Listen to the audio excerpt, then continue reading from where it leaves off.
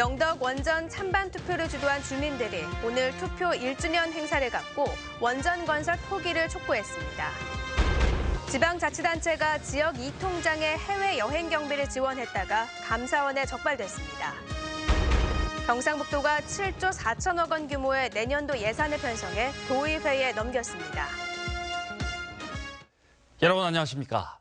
영덕 신규 원전 건설이 주민 의견 수렴 없이 확정되자 주민들이 직접 전체 군민의 의사를 묻겠다며 실시한 찬반 투표가 1년이 지났습니다.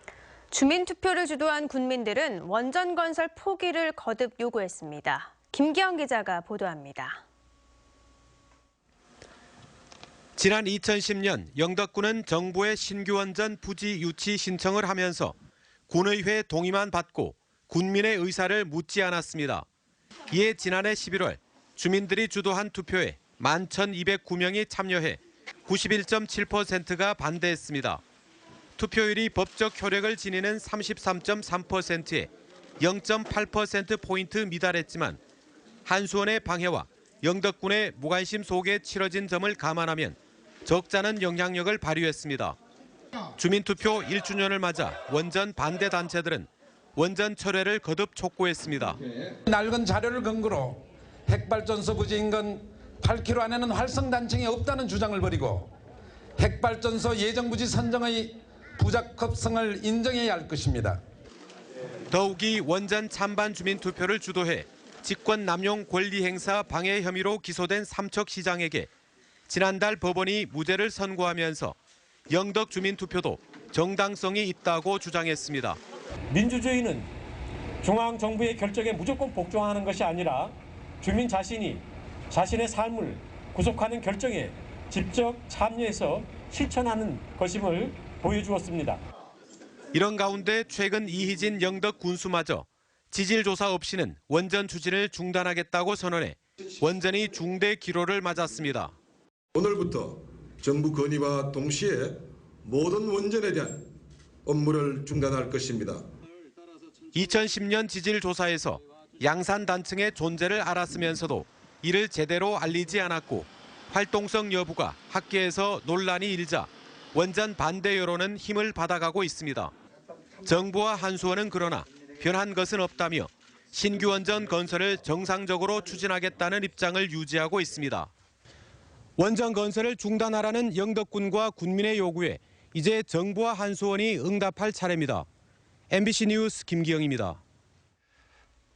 그동안 지자체가 예산을 들여 지역 이통장의 해외여행을 지원해주는 경우가 많았는데요. 지자체의 이런 선심성 국외 여행 행태가 감사원에 적발됐습니다. 장미뿐 기자가 보도합니다. 경주의 한 마을이장 21명은 지난해 6월 베트남 등지로 5박 6일 여행을 다녀왔습니다. 여행 비용은 공청회나 세미나 등에 참석할 경우 지원되는 경주시의 행사실비 보상금 예산으로 충당했습니다. 이 가운데 일부는 실제로 여행을 가지 않았는데도 경비를 반납하지 않다가 감사원 지적을 받고서야 환수됐습니다. 이런 예산 유용 사례는 7건으로 경주시는 감사원이 조사한 전국 지자체 가운데 위반 건수가 가장 많았습니다. 감사원에 따르면 경주시는 지난 2014년부터 12억 5,700여만 원을 들여 경주시 6개 읍면지역 이장 등 200여 명을 대상으로 일본과 중국, 태국 등 동남아 여행을 보내줬습니다. 경주시에는 민간인 국외여행 심사와 사후 여행보고서 제출 등의 규정이 있지만 실제로는 전혀 지켜지지 않았습니다. 경주시 외에도 영덕군과 영천시 등 경북 지역의 다른 4개 지자체도 부적절한 여행 경비 지원으로 18건이 적발돼 전국에서 가장 많았습니다. 경주시는 지원 예산이 인당 20만 원 선으로 비교적 적은 편이었고 선심성 여행이 아니라 선진지 견학이었다는 입장입니다. 관례적으로 제가 알기로는 요거는 관례적으로 이 통장들이 읍면동 자체적으로 국내외를 그렇게 견학을 하고 해왔습니다. 그거는 지금까지. 정부는 이번처럼 행사실비 보상금이 국외 여행에 유용되지 못하도록 규정을 보완하겠다고 밝혔습니다. MBC 뉴스 장미쁨입니다. 경상북도가 내년도 예산안을 7조 4,379억 원 규모로 편성해 경상북도 의회에 제출했습니다. 이는 올해 본 예산보다 327억 원 증가한 것으로 신산업 육성과 일자리 창출, 신도청 정주 기반 확충, 농업 경쟁력 강화 등에 중점을 뒀습니다. 경북도교육청은 내년 예산을 올해보다 8.2% 늘어난 4조 13억 원으로 편성했습니다. 내용을 보면 인건비가 2조 2,800억 원으로 전체 예산의 57%를 차지하고 내진 보강 사업 등 학교 교육 여건 시설 개선 4,200억 원, 누리과정 예산 2,180억 원이며 이번 예산안은 다음 달 16일 확정됩니다.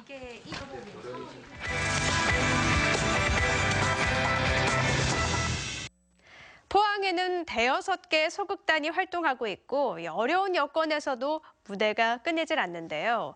지난 28년간 포항에서 활동해온 극단 가인의 60번째 정기 공연을 김가영 아나운서가 전합니다. 연극의 무대는 시종일관 작은 여관방.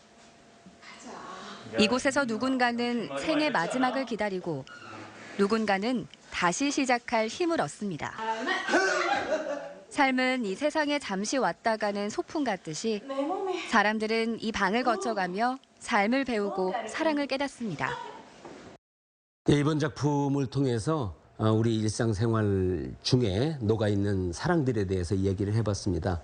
우리 사랑이 너무 멀리 있다라고 생각하지 말고 가까이 내 주변에 있는 사랑들 잘 챙길 수 있는 그런 작품으로 이제 보여드리고 싶었고요.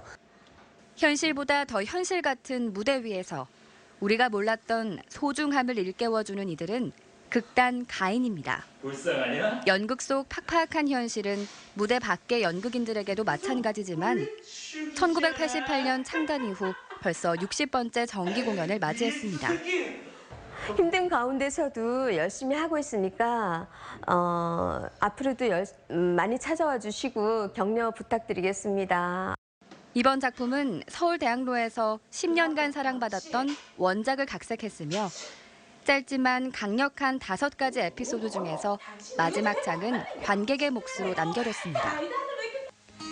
이 밖에도 이번 주말에는 자연의 색 울진의 단다전을 울진 문화센터에서 만날 수 있고 프랑스 작가 펜델리오 초대전이 갤러리 라우에서 계속됩니다. MBC 뉴스 김가영입니다. 포항 제철 서초등학교가 내년부터 신입생을 받지 않기로 했습니다. 포스코 교육재단은 학생 수 감소와 건물 노후화 등으로 이렇게 결정했다며 현재 재학생은 졸업할 때까지 학교를 다니고 형제의 경우 동초로 전학을 시킬 수 있도록 도울 예정이라고 밝혔습니다. 이에 대해 학부모들은 교육재단이 지난해 포철 동초와 서초의 통합을 추진하다 학부모 반발로 무산되자 갑작스레 신입생을 받지 않기로 결정했다며 크게 반발하고 있습니다. 제19회 구룡포 과메기 축제가 구룡포읍 문화거리에서 오늘 개막돼 일요일까지 3일간 진행됩니다. 축제 기간에는 전국 청소년 대상 구룡포 과메기 요리 경연 대회와 공연, 깜짝 경매 등이 열리고 구룡포 과메기 요리 전시와 가리비 공예 등의 체험 행사가 열립니다. 올해 900억 원의 매출을 목표로 한 포항 구룡포 과메기 사업 협동조합은 올해 건조대 재질을 나무에서 스테인리스로 바꾸고 생산자 실명제를 도입하는 등 과메기 품질을 한 단계 높였다고 밝혔습니다. 포항해양경비안전서는 포항지청과 수산연구기관 등 16개 유관기관과 함께 불법 대게 근절을 위한 협력을 강화합니다.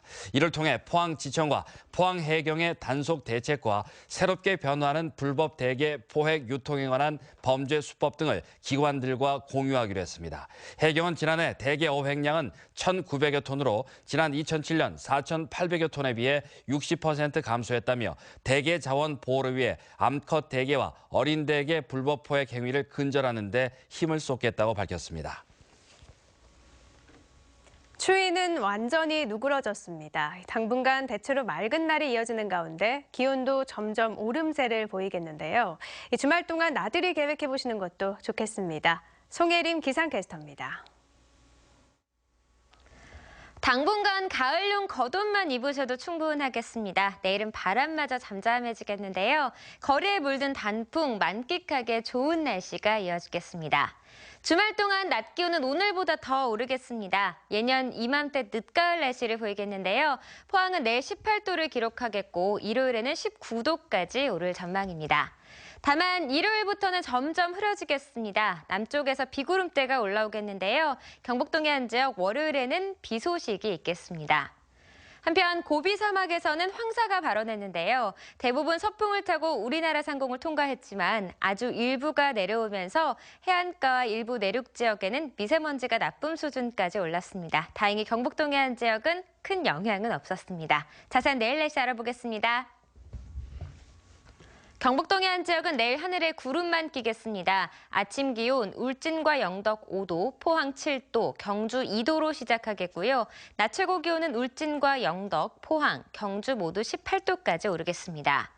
울릉도와 독도 지역은 오후부터 구름 많아지겠고요. 바람은 계속해서 약간 강하게 불겠습니다. 아침에 울릉도 11도, 독도 13도, 한낮에는 울릉도 15도, 독도 16도가 예상됩니다.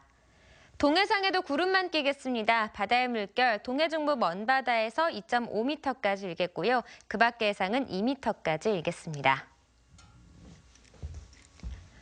월요일에 비가 그친 뒤에는 당분간 맑은 날씨가 이어질 전망입니다. 날씨였습니다.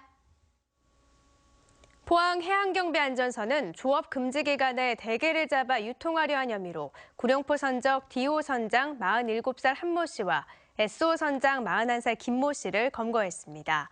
한 씨는 어제 오전 4시쯤 구룡포 동쪽 10km 해상에서 대게 40여 마리를 포획해 유통하려 한 혐의를, 김 씨는 어제 오전 11시쯤 구룡포 북동쪽 30km 해상에서 대게 4천여 마리를 포획해 유통하려 한 혐의를 각각 받고 있습니다.